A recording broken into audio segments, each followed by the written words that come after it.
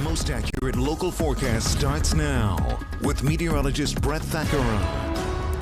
We have a pretty nice morning here in Eville. This looks like a nice day, and we have some patches of fog that want to form in the valley. I see in the background there. More storms, though, across the southeast later. Eville may be one of those areas that can escape. We'll see.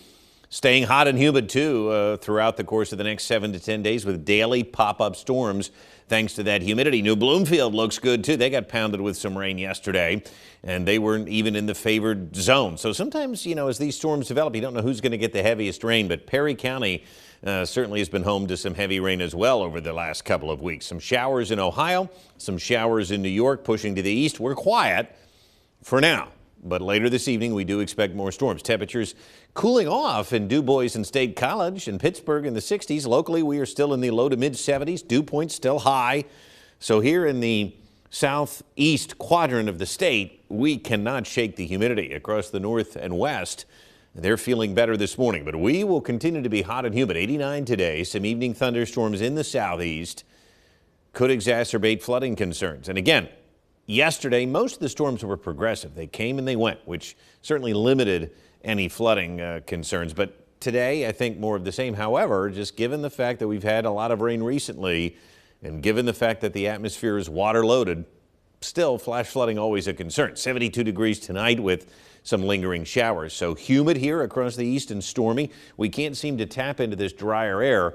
Notice again, it's because of this high situated right here, that we've got all of this water vapor sitting over top of the eastern two-thirds of the country, really being lifted in from the Gulf of Mexico, and that's really what's happening here. So we can see it across the region that we've got moisture, pockets of it in New England, pockets of it in the Mid-Atlantic, pockets of it as we look back to the west. So again, all of this humidity has to come from somewhere, and it's thanks to this Bermuda high, and it just pumps in that Gulf moisture, that Atlantic moisture, and we just sit in it and we stew.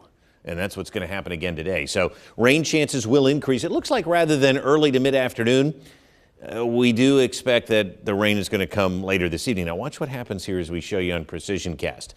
We can see pockets of it starting to develop along our southern tier at 6 o'clock. And then here's the problem. This is what we would call a training thunderstorm, where some of these areas do get heavy rain for several hours at a time. It's possible as we move into late this evening, and then we get a few showers to linger overnight. So that's why, again, it's not a major concern, but we are watching the potential of flash flooding.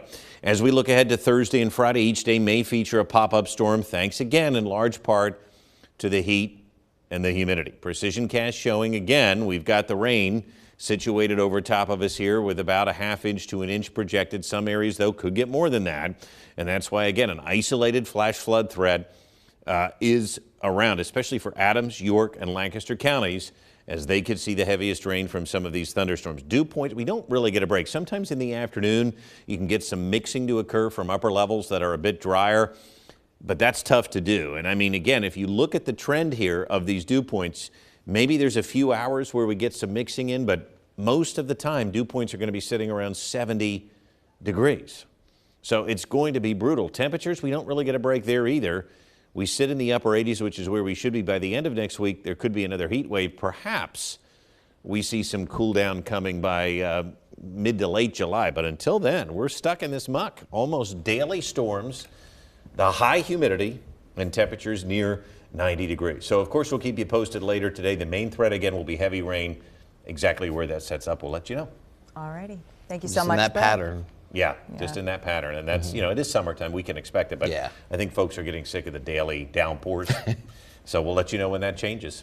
All righty. Thank you so much, Brett. Taking a look